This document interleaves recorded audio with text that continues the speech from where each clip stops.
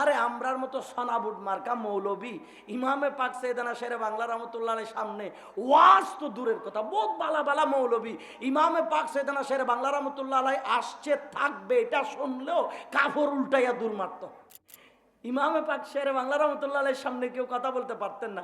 এটা আমাদের বুজুর্গ আলেমদের জবান আমরা শুনেছি। আমাদের নসিব তো জুটে নাই, আমরা তো দেখি নাই। আমরা ওনার উত্তরসূরি শেরে মিল্লাত নাইমি রহমতুল্লাহ আলাইহিকে দেখেছি, ঠিক কিনা? ইমামে হাশেমি রহমতুল্লাহ আলাইহিকে দেখেছি। আমরা তো ইমামে পাক শেরে বাংলা রহমতুল্লাহ আলাইহিকে দেখি নাই। ইমানে তো মজবুত ছিল, সুন্নিয়তের পথে পথে তিনি এত বেশি অটল ছিল। মদিনার রওজায় উম্মতের বলি নাই, কাল কিয়ামতের ময়দানে উম্মতকে বলবে না, এ পৃথিবীর মুসলমান রে, ওই নবীর ভালোবাসা ছাড়া, ওই নবীর মোহাব্বত ছাড়া, ওই নবীর তাজিম ছাড়া তুমি কারে ভালোবাসো?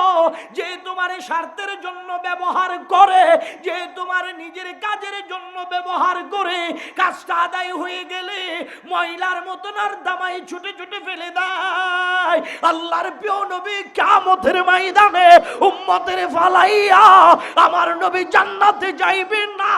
আল্লাহ বলবে ইরফা রাসাকা ইয়া মুহাম্মদ, হাবিব আপনার নূরানি সর মুবারক উঠান। বন্ধু কি চান? আমার নবী বলবে আল্লাহ আমি কিছু চাই না, আমার গুনাহগার উম্মত চাই। আল্লাহ আমার উম্মত গুলি আমারে বুঝাইয়া দেন, এই নবীরে বাদ দিয়া নবীজির ভালোবাসা ছেড়ে দিয়া কার ভালোবাসা অন্তরে রাখলেন রে ভাই?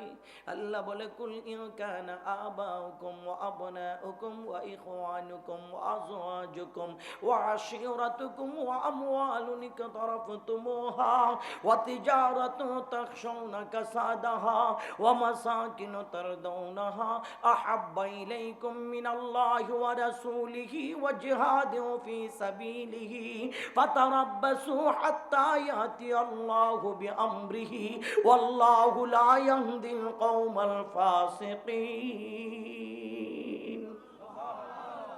আরে আপনি ভালোবাসেন আল্লাহ কই? তোমার বাপ মা, তোমার ছেলে, তোমার ভাই, তোমার স্ত্রী, তোমার আত্মীয় স্বজন, ধন সম্পদ, ব্যবসা বাণিজ্য, বাসস্থান, এই জিনিসগুলো যদি তোমার কাছে আল্লাহ রসুলের চেয়ে যদি বেশি প্রিয় হয়ে যায়, আল্লাহ রসুলের চেয়ে যদি বেশি প্রিয় হয়ে যায়, আল্লাহর রাস্তায় কুরবানির চেয়ে যদি বেশি প্রিয় হয়ে যায়, আল্লাহর রাস্তায় জিহাদের চেয়ে যদি বেশি প্রিয় হয়ে যায়, আল্লাহর মেহবুবের চেয়ে যদি বেশি প্রিয় হয়ে যায়, তাইলে বান্দা তোমরা আল্লাহর ফাইসালার জন্য অপেক্ষা করো।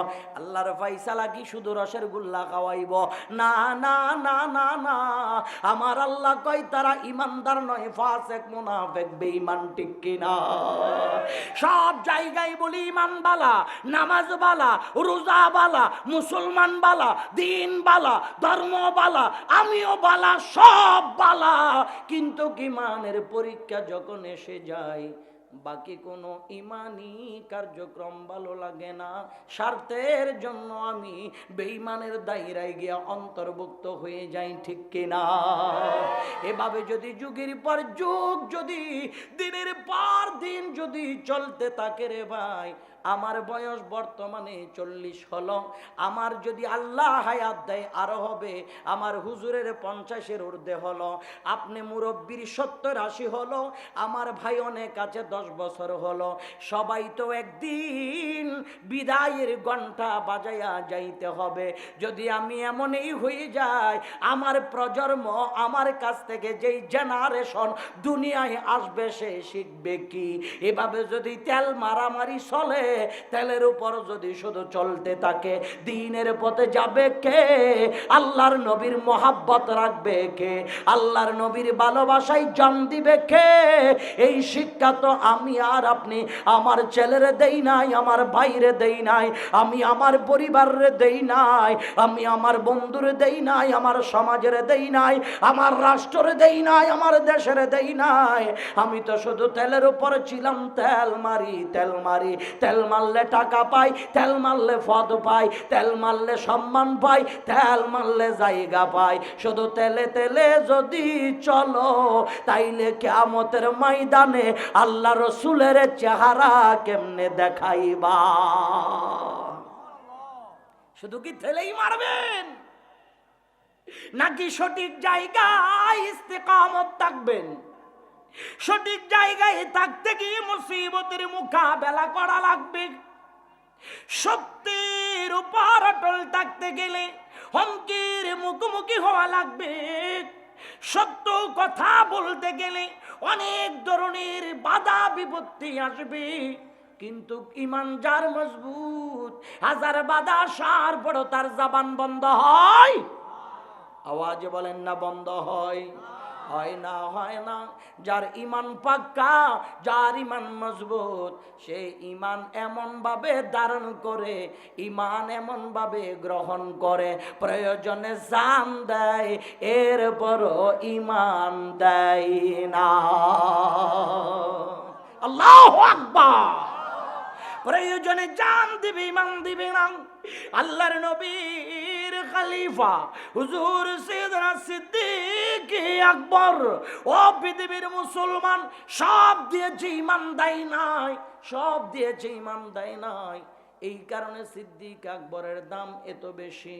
আমার বাজান, সমস্ত আম্বিয়া ইকরামের পরে চারজন ফেরেশতাদের মর্যাদা আল্লাহর কাছে বেশি। ওই চারজন, জিবরাইল, মিকাইল, ইসরাফিল, আজরাইল, এই চারজন ফেরেশতার পরে আল্লাহর বান্দাদের ভিতরে আল্লাহর কাছে সবচেয়ে মর্যাদাবান হলো হুজুর সাইয়েদনা সিদ্দিক আকবর। হুজুর, আপনি যে এত দামি হলেন, কারণ কি? কারণ সিদ্দিক আকবরের গোটা জিন্দেগি আল্লাহ তার রসুলের জন্য কুরবান দিয়েছেন। সুবহানাল্লাহ বলুন। আল্লাহ রসুলের জন্য কুরবান দিয়েছেন। পৃথিবীতে অন্য জিনিসের মায়া ছিল না, মায়া ছিল শুধু আল্লাহর হাবিবের, মায়া ছিল আল্লাহর রসুলের। পুত্রের দিকে তাকাই নাই, স্ত্রীর দিকে তাকাই নাই, দেশের দিকে তাকাই নাই, দশের দিকে তাকাই নাই, সম্পদের দিকে তাকাই নাই, তাকিয়েছেন শুধু মদিনাওয়ালা রসুলের দিকে। রসুল যদি হয়ে যায়, দুনিয়া আমার প্রয়োজন নাই। আজকে রাসূলুল্লাহর প্রেমে গোলাম হয়ে যাওয়ার কারণে গোটা কায়নাত সিদ্দিক আকবরের দিওয়ানা। গোটা কায়নাত সিদ্দিক আকবরের দিওয়ানা। আব্বা জান, এই জন্য একটু বোঝেন, আল্লাহ আল্লাহ রসুলের জন্য প্রেমে মজে গেলে, আল্লাহ আল্লাহ রসুলের প্রেমে, আল্লাহ আল্লাহ রসুলের নুরানি কদমে কোরবানি দিলে দাম আছে, দাম কমে না, দাম বাড়ে। কথা বলেন না, দাম কমে না বাড়ে? দাম বাড়ে। কারণ আমি আর আপনি দুনিয়াতে আজকে মারা গেলাম, কালকে মারা গেলাম, আমার স্মরণ সভা, আমার আলোচনা, আমার কথা বলার কেউ থাকবে না। সবাই আমাকে ভুলে যাবে, কারণ আমি নিজের চিন্তা করেছিলাম।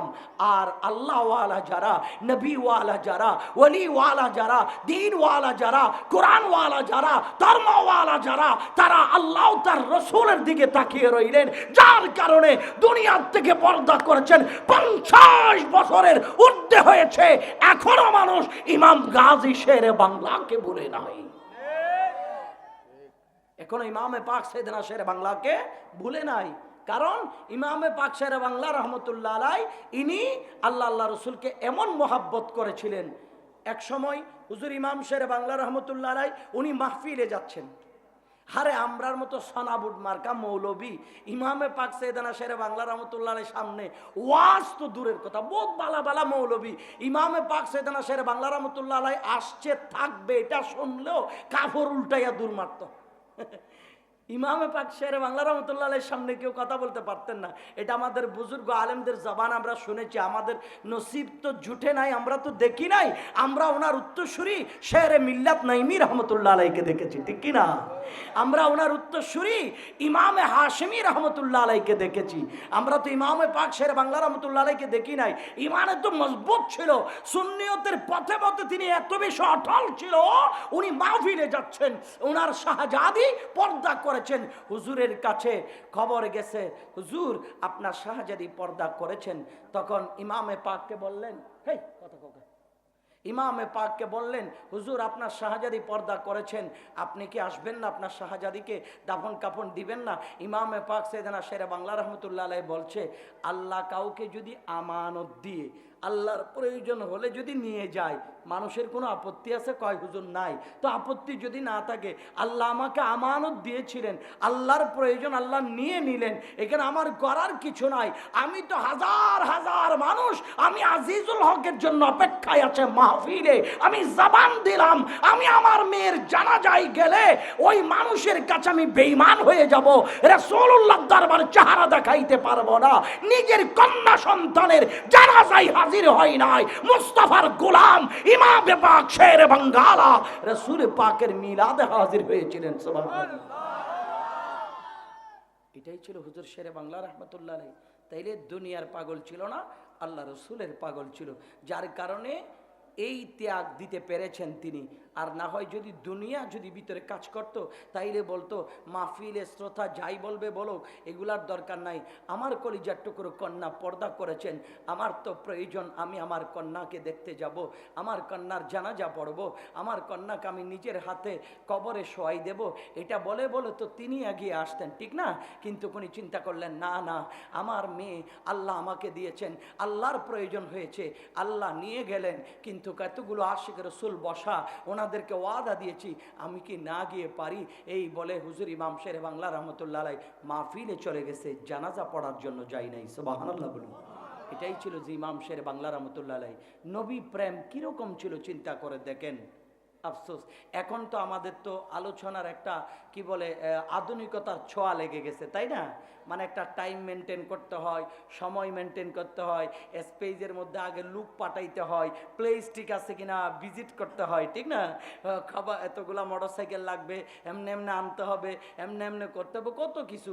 ইমামে পাক সাইয়েদনা শেরে বাংলা রহমতুল্লাহ আলাইহি আমরা শুনেছি হুজুর যখন ওয়াজ করতে যাইতেন একেবারে সকালবেলা চলে যাইতেন, সারা দিন সমস্ত মানুষের বাড়ি ঘর সব কিছু মুরিদান সব খবর নিয়ে সারা রাত ওয়াজ করে, ওয়াজের ময়দানে ফজরের নামাজের ইমামতি করে ইমামে পাক আবারও দরবারে আসতেন। সুবহানাল্লাহ। এখন নামাজ আমরা নিজেরা পড়ি না, আপনারা পড়বেন কোরআন থেকে। আমরা ওয়াজ করি ঠিক হয়ে আছে, কিন্তু আমরা নিজেরই নামাজ পড়ি না। আল্লাহ আমাদেরকে হেফাজত করুক, আমিন কন্যা। এখন চলতেছে যুগে ওই, এজন্য বলি ভাই, যারা আল্লাহ রাসূলের পাগল হয়ে যায়, নবীজির প্রেমে দিওয়ানা হয়ে যায়, আল্লাহর প্রেমে ফানা হয়ে যায়, দুনিয়ায় কে কি বলে এটা তাকায় না, কার কাছে কি আছে কে কি মনে করবে ওই দিক চিন্তা আল্লাহর বন্ধুদের থাকে না। আল্লাহর বন্ধুদের একটা চিন্তা মাথার মধ্যে কাজ করে, আমার আচরণ দ্বারা আমার আল্লাহ তার রাসূল খুশি হবে কি না। এই জন্য দেখা যায় ওনারা যাওয়ার পরও মানুষ ওনাদের জন্য পাগল, ঠিক না ভাই? হুজুর শেরে বাংলা চলে গেলেন, মানুষ এখনো পাগল। হুজুর ইমাম হাশমি চলে গেলেন, মানুষ এখনো পাগল। হুজুর গৌসুল আজম মাইজভান্ডারি চলে গেছে, মানুষ এখনো পাগল। বাউজান কিবলা মাইজভান্ডারি চলে গেছে, মানুষ পাগল। শাহিন শাহ শ্রীকুট চলে গেছে, মানুষ পাগল। গৌসুজ্জামান তৈয়ব শাহ কিবলা কাবা চলে গেছে, মানুষ পাগল। গৌসে কুল নবীর জন্য মানুষ পাগল। বাবা আলী রাজা কানু শাহ কিবলা কাবার জন্য মানুষ পাগল, ঠিক না? কারণ ওনারা দুনিয়ার কোন ব্যক্তিকে খুশি করার জন্য আগায় নাই, প্রতিটা কদম রাখতেন আল্লাহ আল্লাহ রসুলের সন্তুষ্টির উদ্দেশ্যে। সুবহানাল্লাহ। যদি সেই মাইন্ডসেট যদি আমাদের ভিতরে যদি জাগরণ শুরু হয়ে যায়, ওই ধরনের চিন্তা চেতনা যদি আমরা আমাদের ভেতরে যদি ফিট করতে পারি, আমরা যদি ওভাবে সচেতন হইয়া আবার যদি নতুন রূপে যদি কাজ চালাইতে পারি, তাইলে দেখবেন বাজান সমাজের মধ্যে শৃঙ্খলা শান্তি সব কিছু পুনরায় নতুনভাবে ফিরে আসবে। যদি আমি নিজেকে নিজেই যদি পরিবর্তন করতে পারি, নিজের ভিতরে যদি পরিবর্তনের ছোঁয়া লাগাইতে পারি, আমার ছেলে মেয়ে চোর ডাকাত হবে না, আমার ছেলে মেয়ে পকেট মার হবে না, আমার ছেলে মেয়ে গানওয়ালি নাচওয়ালি বাজারওয়ালি হবে না, আমার ছেলে মেয়ে বড় আলেম হতে না পারলো একজন নামাজি সন্তান হবে। আজকে একটা ঘটনা শোনেন। আমি জুমা পড়াই হালি শহর একটা মসজিদে, মাইসপাড়া ইমাম আজম জামে মসজিদের নাম, বুঝছেন? আমাদের ইমাম সাহেব হুজুরের গত 3 দিন আগে হুজুর ফজরের নামাজ পড়াইতে গেছে দোতলায়, হুজুরাখানা আর কি, হুজুরের নামাজটা শেষ করার আগেই হুজুরের রুমের তালা ভেঙে 35,000 টাকা ছিল। একজন মুরব্বী মানুষ, বয়স হুজুরদের বয়স হবে, 35,000 টাকা। ওনার একটা ছেলেও নাই, 4টা মেয়ে, 2টো বিয়ে দিছে, আরো 2টো আছে।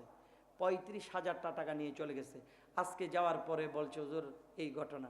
তা আমি আশ্চর্য হয়ে গেলাম, মানুষ কাপুরুষ হতে হতে এরকম কাপুরুষ হয়, আল্লাহর ঘর মসজিদে ঢুকে মসজিদের ইমামের টাকা চুরি করে নিয়ে যাচ্ছে। তাহলে এটার জন্য আপনি একটা জিনিস চিন্তা করে দেখেন, এটার জন্য দায়ী কে? ও আসলে তো না, আসলেই তো না। হ্যাঁ, আপনার মসজিদে? আল্লাহ, দেখছেন, এটার জন্য সে দায়ী না, যে চুরি করেছে সে দায়ী না। আমি মনে করি তার বাবা দায়ী, তার মা দায়ী। কেন? কারণ সন্তান যখন ছোটবেলায় 2 বছর যখন সন্তানের বয়স হয়, ওই বাচ্চাটা প্রত্যেকটা জিনিস বুঝতে পারে। বাচ্চার সামনে যা করা হয় তার মেমোরির মধ্যে সেভ করা হয়। এই বাচ্চার সামনে যখন স্বামী স্ত্রী অর্থাৎ মা বাবা ঝগড়া করে, বাচ্চা ঝগড়া শিখে। স্বামী স্ত্রী মা বাবা যখন এক অপরজন যখন মন্দ কথা গালিগালাজ করে, ছেলে সেটা শিখতে থাকে। মা বাবা যখন ছেলে মেয়ে বাচ্চাদের সামনে আরেকজনের হক নষ্ট করা শেখায়, ছেলে মেয়েরা তা শিখে। আর যেই মা বাবা হাজার কষ্ট পরিশ্রম করে পান্তা ভাত আর বুড়া মরিচ খায়া মানুষের হকের মধ্যে হাত দেয় না, মানুষের জমির মধ্যে হাত দেয় না, মানুষের সম্পদ নষ্ট করে না, ওই বাবা রিক্সাওয়ালা হয়, ওই বাবা দিন মজুর হয়, ওই বাবা পরিশ্রমী হয়, ওই বাবার ছেলে কখনো চোর ডাকাত হয় না, ওই ছেলেটা রিক্সাওয়ালা হলো নামাজি হয়। কিন্তু আমরা ছেলে মেয়েরে শিক্ষা দেই উল্টা। কিরকম? ছেলে ছোট, কি আর বুঝে, রাস্তায় বাতাসে গাছের আম ঝরে পড়ে গেলেন, আমার বাজান পাইছে 21টা আম, রাস্তা থেকে নিয়ে গেলেন। বাচ্চা কয় তুই একটা পাইছ কে রে? কটা পাইতা? হ্যাঁ, আরেকজনের পোলা তো খাঞ্জা বড়ি বড়ি আনে, তুই শুধু কি একটা দেখছস? এই কথা বলার পরে বাচ্চার মাইন্ডসেটটা এমন ভাবে রেডি হয়, আমার মা বাবা বুঝি বেশি দিলে খুশি হয়। কদিন পরে আনাম শরীরের মধ্যে সরিষার তেল লাগায়, নিজ দায়িত্বে মানুষের আম গাছে কাঁঠাল গাছে উঠিয়া সব কটা বস্তা বইরা নিয়ে নিজের মা বাবারা খাওয়ায়। হয় না এরকম? কারণ যখন গড়িয়ে বিয়ে ছিল এই জিনিসটা, মা গড়ে নেওয়া মাত্র মায়ের কর্তব্য ছিল, বাবার কর্তব্য ছিল আব্বুরে পাইলা কই। ছেলে যদি বলে বাবা রাস্তায় পেলাম, মা বাবার কর্তব্য ছিল আব্বা গো ভুলেও কখনো আরেকজনের জিনিস অনুমতি ছাড়া নিবা না। ও বাবা নামাজ পড়বা না, আল্লাহর যদি দয়া হয় আল্লাহ তাআলা হাসরের ময়দানে তোমারে মাফ করে দিবে। নবীর দিকে তাকায়া আরেকজন মানুষের না বলে যদি 1টা টাকা হক নষ্ট করো, ওই মানুষটা যতক্ষণ ক্ষমা করবে না আমার আল্লাহ তোমাকে ততক্ষণ মাফ করবে না। এটা যদি আমার ছোট্ট ছোট্ট আদরের জাদুমণিগুলোকে যদি আমরা আপনারা যদি বুঝাই দেই, মা বাবা যদি শিক্ষাগুলো যদি দেই, তাইলে আমার ছেলে মেয়েরা মোটর সাইকেল নিয়ে আরেকজনের জমিতে রাইতের 12টায় গিয়ে লাইন ধরে ধরে আরেকজনের জমিতে কুঠি গাইরা দখলদার আমি কে আইবি আই এই কথা আর বলতো না, ঠিক কিনা? এরকম যারা আরেকজনের জমিতে গিয়া কুটি লাগাইয়া কয় আয় আয় কে আবি আই দখল আমরা করছি, এরা সকলের পারিবারিক ব্যাকগ্রাউন্ড খুলে দেখবেন, যাচাই করে দেখবেন তাদের মা বাবা ছিল জামানার একজন শ্রেষ্ঠ ডাকাত।